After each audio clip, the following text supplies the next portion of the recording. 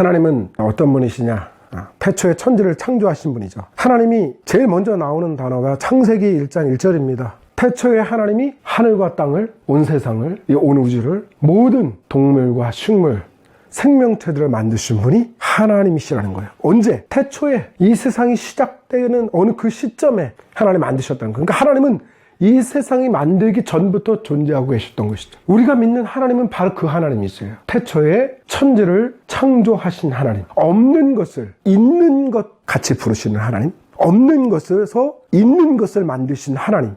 그 하나님을 믿는 것입니다. 그러니까 이 우리가 믿는 하나님이 그런 하나님이라는 사실을 우리가 믿는다면 우리의 삶에서 일어나는 수많은 일들, 도저히 변하지 않을 것 같고 불가능할 것 같고 과거에는 없었던 그런 놀라운 일들을 우리들은 기대할 수 있습니다. 왜요? 우리가 믿는 하나님이 바로 그런 하나님이기 때문에. 만약에 우리가 믿는 하나님이 이런 태초에 천지를 창조하신 전능하신 하나님이 아니라면 우리는 그렇게 믿을 수가 없어요. 그런데 내가 믿는 하나님이 어떤 하나님이냐? 그래서 그 사람이 믿는 하나님을 그 사람의 신앙이 증명해내는 겁니다. 신앙인들은 어떤 사람이냐? 세상에 자기의 이성과 그리고 가능성만을 가지고 예전부터 해왔던 그러한 환경이나 결과들을 가지고 판단하지 않습니다. 보이지 않는, 이전에 없었던 그런 일이라도 기대할 수 있어야 돼요. 불가능할 것 같은, 아니 우리가 흔히 기적이라고 말하는 그러한 일들조차도 하나님은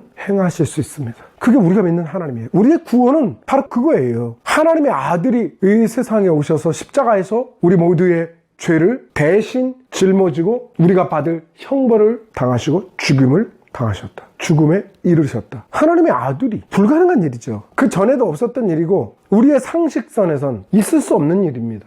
만약에 우리의 상식선에서 하나님을 믿는다면 그건 신앙이라고 말할 수 없어요. 그냥 그건 신앙이 아니야. 우리의 논리와 이성만을 가지고 데이터, 과학적인 데이터를 가지고 하나님을 믿는다면 그건 신앙이라고 볼 수가 없죠. 차라리 우리가 공상 SF 영화에 나오는 것처럼 컴퓨터를 신으로 섬겨도 됩니다. 왜냐면 과거의 모든 과학적 데이터를 어떠한 컴퓨터가 다 수집해서 가지고 있다. 그리고 앞으로도 이러한 상황대로 모든 일이 흘러갈 것이다 라고 믿는다면 그 컴퓨터는 신입니다. 왜? 과거와 현재와 미래를 다 예측 가능하기 때문에, 다 알고 있기 때문에 우리는 컴퓨터가 일러주는 대로 그 모든 과학적 지식을 가지고 우리들은 그 컴퓨터를 신으로 섬기면 되는 거예요. 그러니까 종교가 사실 필요 없는 거예요. 컴퓨터 종교를 믿으면 되는 겁니다. AI 종교를 믿으면 되는 겁니다. 근데 우리가 믿는 하나님은 그런 게 아니죠. 이전에 없었던 일을 새롭게 만드실 수 있는 분이 하나님이시다. 예수 그리스도의 십자가를 통해서 우리 인류를 구원하신다. 이러한 놀라운 일들을 하나님은 이루시는 거예요. 마찬가지로 내 삶에서도 동일한 일들이 일어날 수 있습니다. 우리는 상식적으로 알고 있죠. 세상에서 어떻게 하면 성공할 수 있냐? 내가 어떻게 하면 잘 살 수 있냐? 내가 어떻게 하면은 세상의 원리대로, 논리대로 내가 살아갈 수 있냐?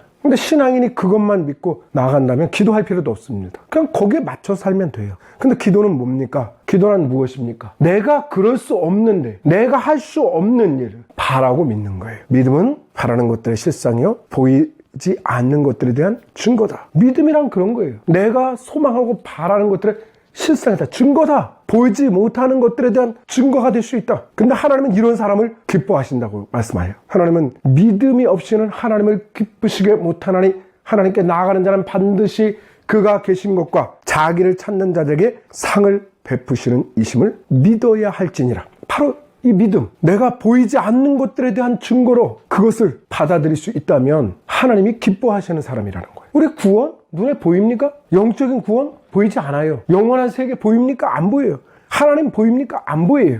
근데 보이지 못하는 분, 보이지 않는 분을 보는 것처럼 믿고 기대하고 기도하는 겁니다.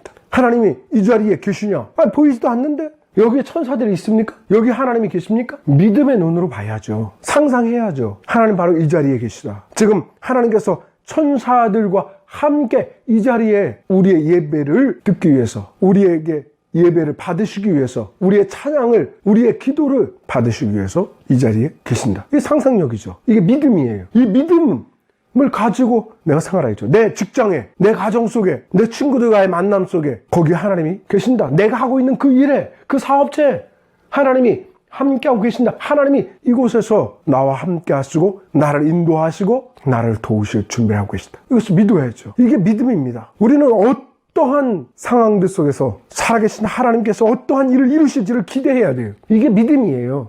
기대가 없으면 믿음도 없습니다. 기대해야 됩니다. 하나님이 나에게 어떤 일을 이루실까? 어떠한 소망을 가져야 돼요. 내가 과거로부터 이렇게 살아왔어. 그러니까 앞으로 미래도 이렇게 흘러갈게. 이게 아니에요. 과거가 어떻게 됐든 하나님은 새로운 일을 일으키신다고 말씀했습니다. 바다에 길을 내시는 분이라고 말씀했습니다. 강물에 지름길을 내시는 분이라고 말씀했습니다. 광야에 길을 만드시고 사막에 물을 내시는 분이라고 말씀했습니다. 그런 일이 있었냐? 없었죠. 불가능할 것, 도저히 불가능할 것 같은, 그 전에도 없어도 후에도 없을 그 일을 행하시는 분, 그 일을 이루시는 분, 우리는 그분을 하나님이라고 믿는 거예요. 나의 영적인 모든 삶의 구원, 또 내가 이 세상 살아가는데 하나님과 함께하는 그 모든 것. 옛날에 에녹이라는 사람은 하나님과 함께 300년을 동행했다고 말씀합니다. 자식을 낳은 이후로, 무드셀라라는 자식을 낳은 이후로 300년을 하나님과 동행하다가 하나님이 데려가셨다. 없었다. 이렇게 얘기해요. 살아있는 죄로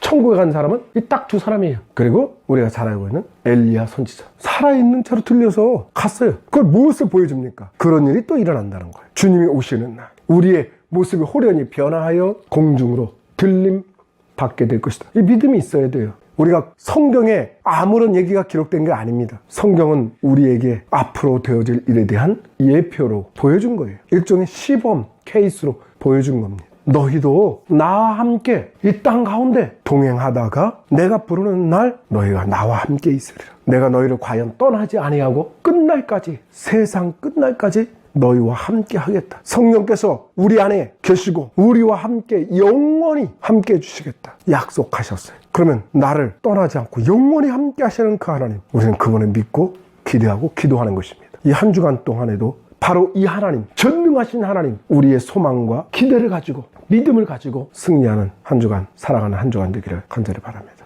기도하겠습니다.